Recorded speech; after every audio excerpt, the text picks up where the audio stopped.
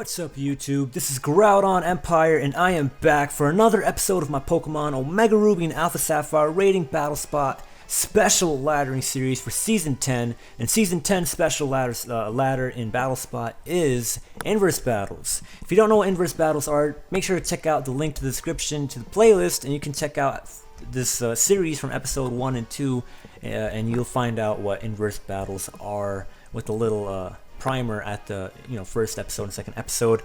At the beginning of the last episode, I told you at the ending I would tell you. I told you guys that I would tell you the last Pokemon on my opponent's team. Spoiler alert right now. So if you didn't check the last episode and you would like to do that before hearing this, the options available to you. You can just check that stuff in the playlist if you didn't already. If you don't really care and you don't mind me talking, that's fine too. Or if you just want to skip ahead, you can skip ahead. Well, whatever. You can do whatever you want. But yeah, anyway, spoilers right now for the last episode. The opponent had the last Pokemon was a Ferrothorn. Okay, so basically, if you saw the last episode, you can use your own imagination how things would have went depending on what plays I would have made.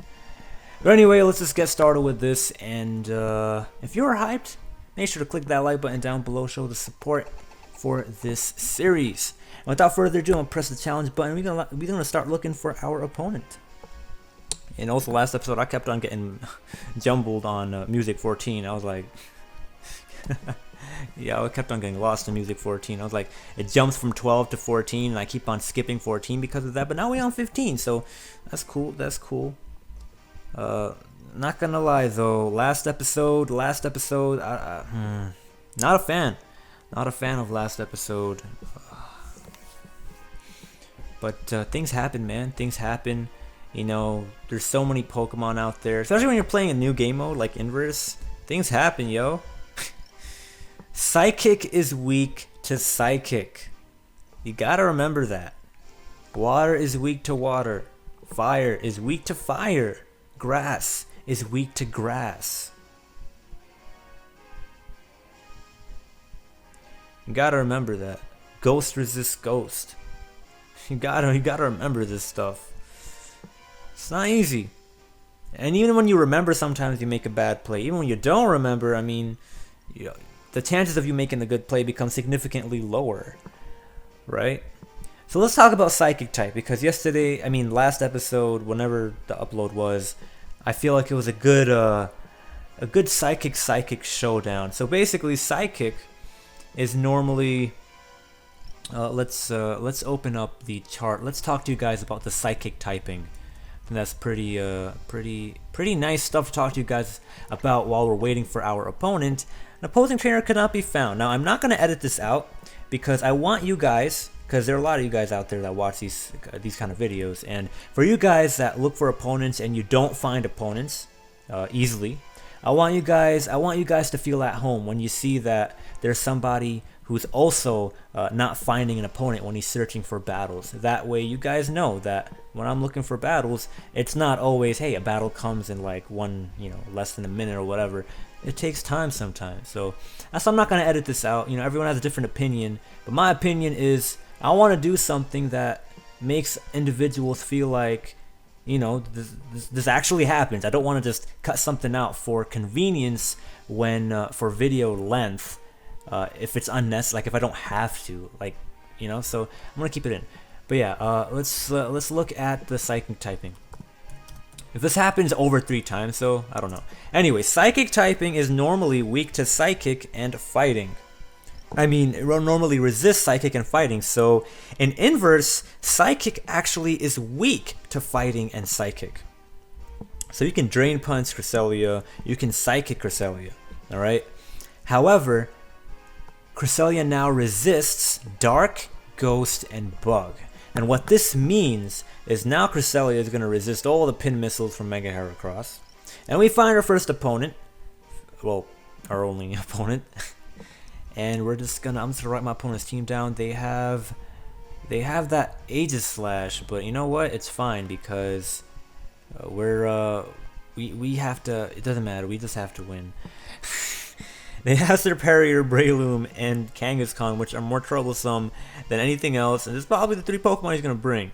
But it's alright. What I'm going to do is I'm going to start off with Rotom. I'm going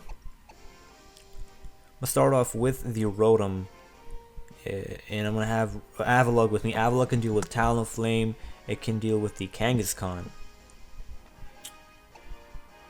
And you know what? What the heck am I talking about? I'm gonna start off with Sceptile. I'm gonna have Rotom. I'm gonna have Avalugg. I mean, I can have Buffalant. I'm not gonna lie. I can have Buffalant. You know what? You know what? You know what?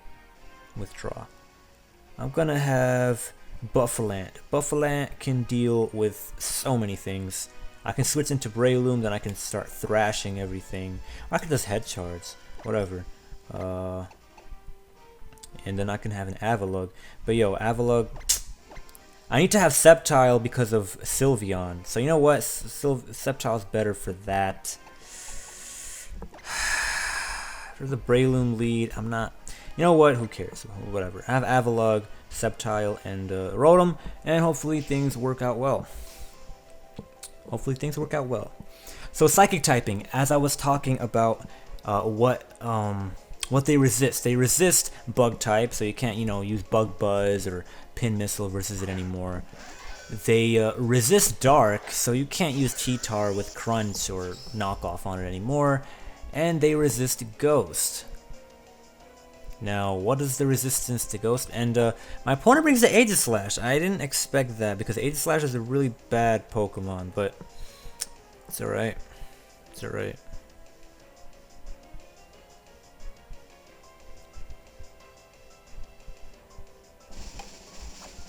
I'm going to trick the Aegislash. I'm going to give it choice specs. I really hope that it's physical.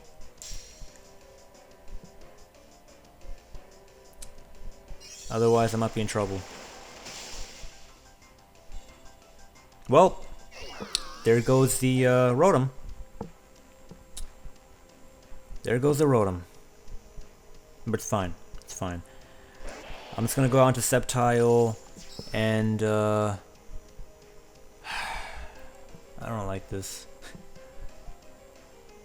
Choice specs Aegislash. This thing is gonna... It's fine. I'm gonna Mega Evolve, and then I'm going to just use Energy Ball. Energy Ball does massive damage, right? Yeah, I'm just gonna go for Energy Ball. Man, I am nervous. Go on to Kangaskhan. Please do. Please. That's Sylveon. Come on, really? Did you have to go on to Sylveon? It's alright, it's alright.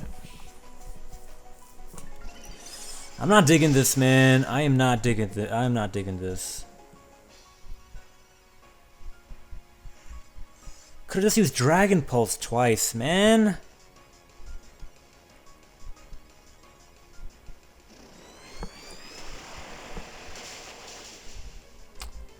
I could've used Dragon Pulse twice.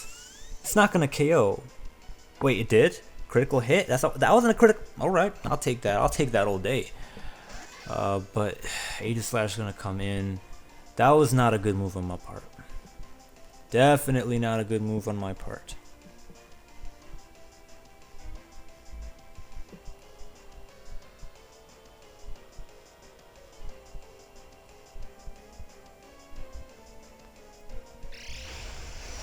I'm gonna go for Leaf Storm. I hope it lands, and I hope it KOs. Probably won't, but we can. It does. Awesome. That wasn't a critical hit either. This is sick, yo. This is sick, yo. Sceptile is putting in work. This is absolutely amazing. I didn't expect Leaf Storm to KO. I'm not gonna lie to you guys. I did not expect Leaf Storm to KO.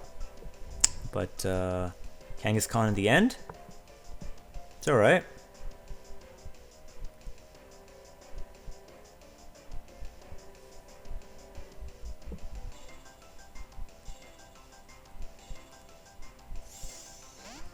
I'm gonna go out into Avalugg. I don't want to risk eating up a Fake Out. It might do massive damage. I know I have Worry Seed, and that I could have used Worry Seed that turn, but he might have Earthquake, so it's not a good time, you know? It's not a good time. When I can just weaken it with Avalanche, and then I can just come back into Sceptile, and I can just, you know, finish it off with Energy Ball. That's why I switched directly out into Avalugg. See, he's gonna use Earthquake, so there's no point in me trying to use Worry Seed, because I mean Sceptile's frail anyway, so it's whatever. Plus more Rocky Helmet damage. Anyways, I'm just gonna go for Avalanches here, and then any forfeits. So great, awesome. So that's enough. That's it for this episode. I hope you guys enjoyed this. My commentary is a little bit bad for the last 2 episodes. I'm a bit tired, not gonna lie. But I do want to record these. I don't want to give any excuses and not record these, because even when I'm tired, I know there are quite a few of you guys that still enjoy the content a lot, actually. So I'm not going to limit myself just because I feel like it's not 100%, but it's still a good percentage. Like, I would still play. It's just the commentary is a little bit affected. Maybe I'm not playing the best I can. I'm not gonna lie. When you look at the last game, I definitely feel, like the last episode, I definitely feel, because I'm a bit tired, that definitely makes me play a bit worse, but it's fine because we're just having fun. It's inverse battles anyway. If we get to the top of the ladder, everything, you're gonna see broken stuff everywhere. So it's like, I'm not gonna care too much. I mean, I do care, but it is a inverse battle. The highest level of inverse battle is not fun. I'm not gonna lie to you guys. I mean, in my opinion, I mean, it's cool, but it's whatever. Battles, like, it's whatever. I think it's still cool. It's still competitive. It's still whatever it is. But some things, I don't know. I like Battle Spot single competitively. You know, I love it competitively. Inverse battles at the highest level of competition, I don't really enjoy it at all. It's filled with superior and normal types. I mean, I don't know. It's nice and fresh, but the issue is it just feels like it's just too many normal types. Anyways, I talked about this in earlier episodes if you're interested in knowing more about my little rant about normal types and everything. If you enjoyed this, please remember to click that like button down below and subscribe to the channel if you are, you want to see more videos from yours truly. This is Groudon Empire. Peace out.